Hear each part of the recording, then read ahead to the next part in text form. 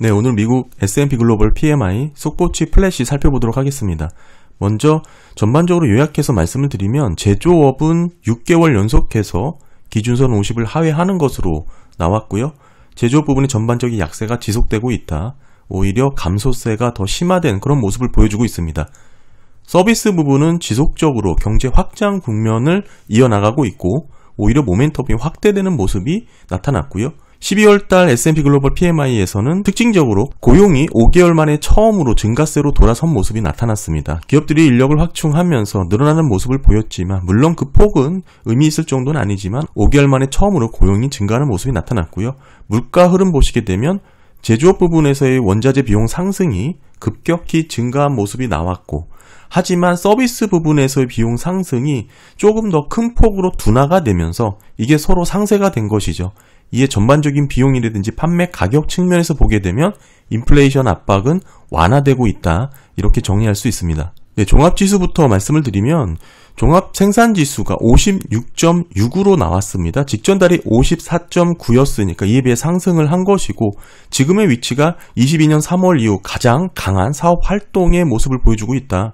특히나 이제 생산은 33개월 만에 가장 높은 수준까지 증가를 한 모습이고요. 지금의 종합 비즈니스 위치 자체가 23년 2월 이후 지속적으로 성장을 이어온 그런 위치고 특히 24년 하반기에 들어서면서부터는 오히려 그 가속화가 된 모습이 나타났죠. 강력한 성장의 모습이 나타난 그런 종합 PMI의 수치다. 이렇게 보실 수가 있습니다. 세부적으로 보더라도 신규 주문이 22년 4월 이후 가장 크게 늘어난 모습을 보여주고 있고 이런 덕분에 내년 생산에 대한 기업의 전망 기대치가 상승을 했습니다. 그 상승폭 또한 2년 반 만에 최고치를 기록을 했고 아무래도 트럼프 행정부 출범을 앞두고 다양한 비즈니스 환경에 대한 낙관론이 커지고 있는 상황이고요. 다만 이런 긍정적인 경기 전망에 대한 내용에 있어서 성장세는 매우 불균형한 모습을 보여주고 있습니다. 21년 10월 이후 가장 빠른 속도로 증가한 게 서비스 부분의 비즈니스 활동인데 이런 측면에서 보게 되면 이번 서비스 PMI가 58.5로 집계가 됐는데 직전 고점이 22년입니다. 이때보다 더 높게 기록이 된 이번 서비스 PMI다. 이렇게 보실 수가 있겠죠. 그러니까 한마디로 22년보다 지금 서비스 경기가 더 화랑이다. 이렇게 볼 수가 있고요. 다만 이런 모든 부분에 있어서 불균형적인 측면이 제조업 생산이 급격히 감소한 모습이 나왔는데 어느 정도 감소한 부분이냐 2020년 5월 이후 가장 급격히 감소한 게 현재의 제조업 경기다 이렇게 보실 수가 있습니다. 따라서 이 팬데믹 시기를 제외해놓고 보면 서비스 부분의 확장은 2015년 3월 이후 가장 강력한 기록이고 제조업 경기의 침체는 09년 8월이죠. 글로벌 금융위기 이후에 가장 가파른 감소세를 기록하고 있다. 이렇게 보실 수가 있습니다. 신규 주문 측면에서도 보더라도 서비스 부분은 22년 3월 이후에 가속화된 모습을 보여줬고 제조업단에서의 상품 신규 주문은 급격히 줄어서 6개월 연속 하락하는 모습을 보이고 있고요. 제조업 부분만 확대해서 더 살펴보면 이번 달 48.3으로 직전 달이 49.7이었습니다. 이에 비해 하락하는 모습이 나왔고 제조업 부분의 사업 환경이 6개월 연속 악화되고 있는 것으로 나왔습니다. 더욱이 이 악화 속도가 이번 9월 이후 가장 빠른 수준으로 가속화가 됐거든요. 그만큼 제조업 부분의 전반적인 약세가 지속되고 있다. 이렇게 볼 수가 있고 구체적으로 보더라도 생산이 2020년 5월 이후 가장 빠른 속도로 줄었고 신규 주문과 재고도 더욱 빠르게 감소했습니다.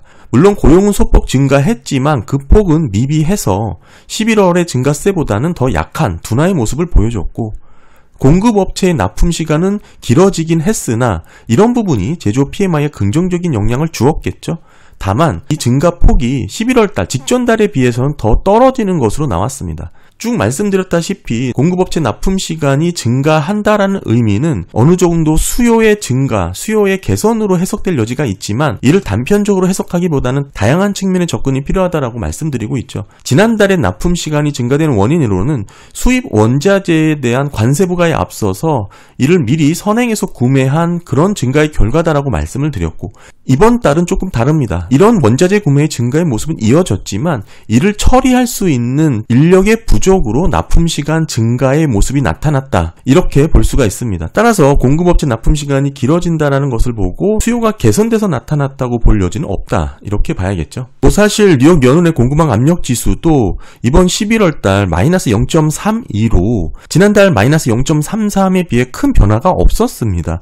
따라서 전반적인 글로벌 공급망 수치로 놓고 봤을 때는 팬데믹처럼 물가가 급등할 정도의 그런 모멘텀으로는 확인이 되고 있지 않고요. 더불어서 향후 1년 뒤 기업들의 전망에 대한 부분도 살펴보면 내년 성장에 있어서 지금은 제조업 경기가 워낙에 침체 구간을 겪고 있기 때문에 이런 부분에 회복이 있을 수 있다. 이런 내용을 좀 내비치고 있습니다.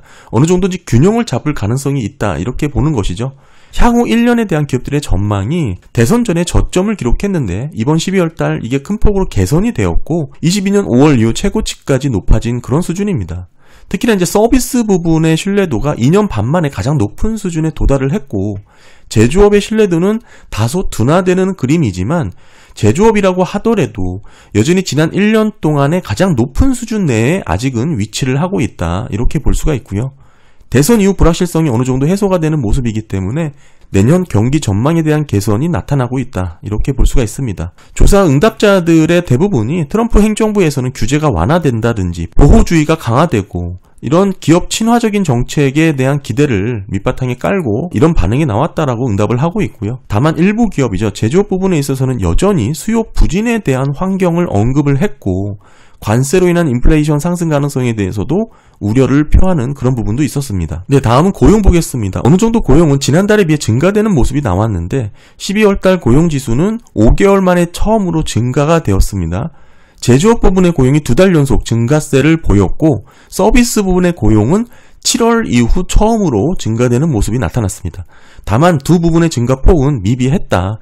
큰 폭의 의미 있는 증가폭이라고 보기는 어렵고 이런 측면에서 놓고 지금 고용의 증가분을 해석을 해보면 기업들 입장에서는 비용을 최대한 낮추려는 그런 움직임의 일환이다. 따라서 여전히 기업들은 지속적인 신중함을 나타내고 있고 더욱이 이제 직원 채용이라든지 교체에 있어서 어려움을 겪고 있다. 이런 보도와 함께 궁극적으로 채용을 늘리거나 해고를 늘리는 그런 모습은 아니다. 이렇게 정리할 수 있겠죠. 네, 다음은 물가 살펴보겠습니다. 12월 달 전반적인 물가 상승 압력이 완화되는 것으로 이어졌습니다. 디스인플레이션 추이가 지속이 되고 있다. 이렇게 볼 수가 있고요. 특히나 제조업 부분에서는 투입비용 인플레이션이 급등하는 모습이 나왔습니다만 이건 뒷부분에서 좀 설명을 드리고 상품과 서비스의 평균 판매 가격은 매우 소폭 상승을 했습니다. 20년 6월 가격 상승이 시작된 이후에 이번 달 평균 판매 가격의 상승률이 둔화된 상황이다. 이렇게 볼 수가 있겠고요. 전반적인 물가 흐름은 팬데믹 이전의 인플레이션 장기 평균을 더욱 밑도는 수준이다. 특히 서비스 부분에서의 이런 낮은 수준의 물가 상승률이 두드러지게 나타났다. 이렇게 봐야 됩니다. 서비스 부분의 가격은 거의 변동이 없었고 20년 5월 이후 상승률이 가장 낮은 상황, 계속해서 상승률이 둔화되고 있는 흐름이 유지가 되고 있다. 이렇게 봐야 되고요. 제조업 부분의 판매 가격은 지난달과 동일한 수준의 상승률이 나왔고 팬데믹 이전 장기 평균을 약간 상회하는 그런 모습입니다. 오른쪽 차트 보시게 되면 이 끝부분 파란 선이 이렇게 반등한 모습이 나왔죠. 결국엔 투입비용 인플레이션이 제조업 부분에 있어서 반등하는, 급등하는 모습이 나왔는데 이 부분이 서비스 부분을 포함해서 전체 투입비용 인플레이션으로 놓고 보면 10개월 만에 최저치로 떨어지는 모습으로 나왔습니다. 제조업 부분의 투입비용 인플레이션이 급등했지만 서비스 부분의 투입비용 인플레이션이 감소를 하면서 10개월 만에 최저치로 떨어지는 모습이 나타났고 따라서 서비스 부분의 비용 증가 둔화는 4년 반 만에 최저치를 기록할 정도고요. 제조업 부분의 투입비용 인플레이션은 2년 만에 최고치를 기록할 정도니까 이게 서로 대조를 이뤘다. 이렇게 볼 수가 있고 서비스 부분에서는 아마 비용 증가 대부분이 임금 상승세가 꺾이고 있는 이런 약화의 모습과 연관이 되어 있는 게 많고요. 제조업 부분은 높은 원재료 비용, 특히 공급업체 관련 가격 인상, 이와 더불어 운송비가 증가한 것에 기인한 것으로 나타났습니다. 12월달 S&P 글로벌 PMI 플래시 정리해보면 이런 내용이 됩니다. 미국 서비스 경제는 호황을 누리고 있는 상황이고요. 팬데믹 이후에 21년 이후 가장 빠른 속도로 서비스 생산이 증가하고 있다. 이렇게 봐야 되고, 지금 이런 서비스 부분의 확장이 미국 경제 전반의 성장을 이끌고 있는 그런 모습을 나타내고 있습니다. 지금의 수준이라면 12월 달 GDP를 연율화로 계산을 해보면 3% 성장하는 것으로 계산이 되는 그런 PMI 수치다, 이렇게 볼 수가 있고, 하지만 제조업에서는 상황이 다르다. 생산이 급격히 감소를 했고 그 감소 속도 또한 더 가파르게 악화되고 있는 모습이 나타났습니다. 다만 기대해볼 만한 부분은 향후 1년 후 비즈니스 전망에 대한 부분에 있어서 2년 반 만에 최고 수준으로 상승했다라는 것이죠. 1년 후 비즈니스 환경에 대한 전망 수치가 상승했다라는 뜻이고, 이런 부분에 있어서 어느 정도 내년 25년도에는 균형 잡힌 성장이 가능할 수도 있을 것이다, 이렇게 보고 있습니다. 다만 아직도 제조업 부분에 있어서는 관세라든지 수입 원자재 가격 상승으로 인한 인플레이션 우려를 일부 하는 것으로도 나타났고, 네, 오늘 12월 미국 S&P 글로벌 PMI 살펴봤습니다. 그동안 지속되어 오던 미국 경기의 모습이 다시 한번 그대로 유지되는 모습을 보여줬고, 이 제조업과 서비스 부분의 이 간극은 더 심하게 괴리가 나타나는 것으로 확인이 되었습니다. 네, 감사합니다.